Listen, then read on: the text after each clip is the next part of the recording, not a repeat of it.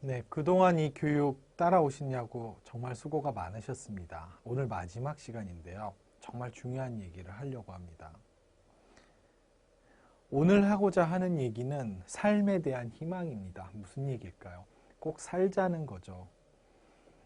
자, 우리가 이 프로그램을 기획한 의도도, 그리고 여러분들이 아마도 이 프로그램을 이렇게 열심히 시간을 내서 공부하고 적고 따라오시는 가장 큰 이유도 결국은 살아보자라는 의지 때문일 겁니다. 결국은 우리가 살아가고 있는 가장 큰 이유, 또 죽음을 선택하지 않는 가장 큰 이유가 무엇일지를 생각해야 될 시점인 것 같습니다. 분명히 어떤 병에 대한 진단을 받는 건 참 끔찍하고 좋지 않은 경험입니다. 그래서 어떤 사람들은 이런 장애가 쉽게 치료되지 않기 때문에 처음에 병을 겪으셨을 때는 그냥 한 번 입원하고 나가면 이제는 괜찮아지겠지 하다가도 잦은 재발이나 생각보다 치료가 그렇게 빨리 되지 않는 모습들을 보면서 그런 것 때문에 가족들과 다툼이 생기고 또 친구들과 거리가 멀어지고 원하던 직업을 갖지 못하게 되고 이런 경험들을 하시면서부터 조금씩 극단적인 선택을 하시는 경우들도 생깁니다. 특히 우울사파가 시작되면서는 생각들이 더 극단적으로 될 수 있겠죠. 자, 하지만 우리가 반드시 주목하셔야 될 건 자살이라는 거는 어떤 병에 걸린 사람이 선택할 수 있는 해결책 중에 가장 최악의 의사결정이라는 것입니다. 이유는 되돌릴 수가 없다라는 거죠.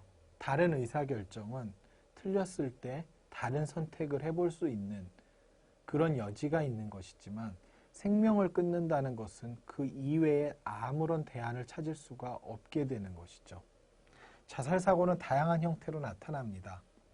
비교적 가벼운 상태에서는 그저 죽으면 어떻게 될까? 혹은 그만 살았으면, 혹은 이 삶을 끝낸다면 어떤 일이 생길지 정도에 대한 호기심, 혹은 도피에 대한 욕구 정도가 나타나게 되죠. 여기서 조금 더 악화돼서 중간 정도의 자살 심각도가 생길 경우에 꼭 죽는 것에 대해서 아주 구체적인 계획을 세우는 건 아니지만 언제 죽어도 상관없어 라는 생각들을 하시게 됩니다. 실제로 찾아오시는 많은 환자분들이 이 정도의 사고를 보고하시는 것 같습니다. 가장 심한 경우는 마치 내 의지가 아닌 것처럼 어딘가 나 아는 밖에서 나를 죽으라고 얘기하는 환청이 들리는 경우들도 보고됩니다. 이건 이제 매우 심각한 상태인데요. 자, 죽음이나 자살에 대한 사고는 보통 이제는 아무것도 더 나아질 게 없다. 더 좋아질 게 없고 더 나빠질 것만 있다라고 생각하는 시점에 선택을 하게 됩니다. 그런 어떤 무력감의 결과로 발생이 되게 됩니다. 자, 그럼 어떻게 해야 할까요? 자, 그렇다면은 나의 삶에 있어서는 지금보다 나은 순간은 절대 오지 않는 걸까요? 당신의 삶을 보다 나아지도록 바꿀 기회가 어쩌면 많이 남아있을 수도 있습니다. 때로는 새로운 것을 배우고 새로운 걸 체험하고 지금까지 느껴보지 못했던 아주 보람있고 즐거운 일들을 경험하게 될지도 모르는 일입니다. 문제는 그런 기회를 얻기 위해서는 지금 드는 자살에 대한 생각을 중지시키고 참을 수 있는 능력이 필요하다는 거죠. 자, 결국은 활동지를 통해서 여러분들은 몇 가지를 적어보셔야 될 겁니다. 자, 아직까지 해보지 못한 경험들 많이 있으실 거예요. 그리고 내가 이 세상을 뜨게 되면 내가 너무나 그리워할 것들, 즉 해봤는데 정말 더 해보고 싶을 것들이 있겠죠. 그리고 나에게 너무 중요한 것들, 그리고 내가 희망을 가져야 되는 이유들에 대해서 물론 이런 것들이 그냥 생각했을 때 하나도 떠오르지 않으실 거예요. 자살 사고가 심해지면 이 모든 것들이 다 의미가 없게 느껴질 수 있는데요.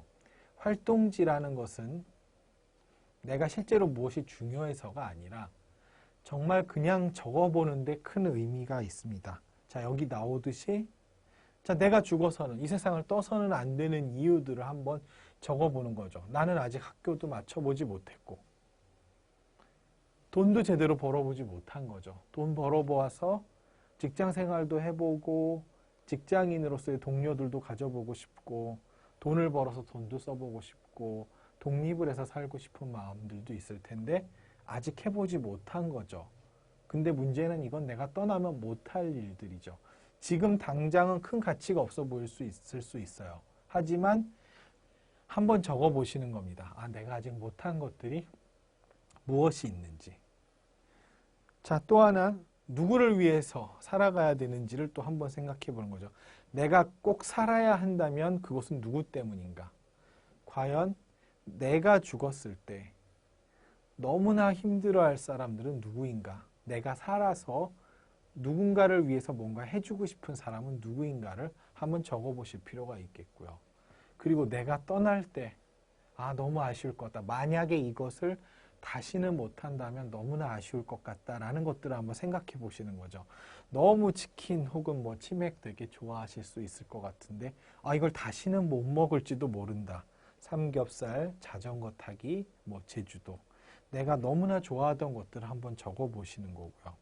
아직 해보지 못한 경험들, 네. 새 차를 아직 못 사봤죠. 내가 돈을 벌면 차를 타고 싶기도 하고요. 뭐 해외 여행도 가보고 싶고 또 정말 해보고 싶은 것들이 많으실 거예요.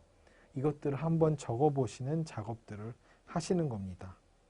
자, 이런 것들을 통해서 내 삶에 조금 더 나은 가치들을 추구할 수 있는 행동들이 여전히 존재하는지를 알아보시는 게 필요하고요. 또한 이 활동지들을 통해서 내가 혹시 더 좋아질 수 있는 여지는 없는지를 꼭 생각해 보셔야 됩니다. 무엇보다 주목하셔야 될 점이 있습니다. 아마 여기 계신 많은 분들이 이전에도 자살 사고들을 겪으셨을 텐데 한번 돌아 생각해 보시기 바랍니다.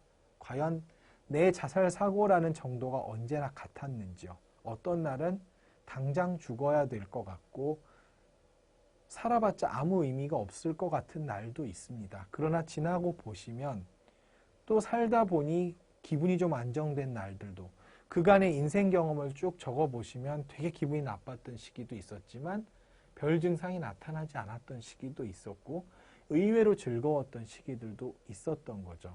그러니까 너무나 강렬하게 죽음에 대한 생각이 들 때 우리가 해봐야 되는 건 먼저 서약서를 생각해 주시고요.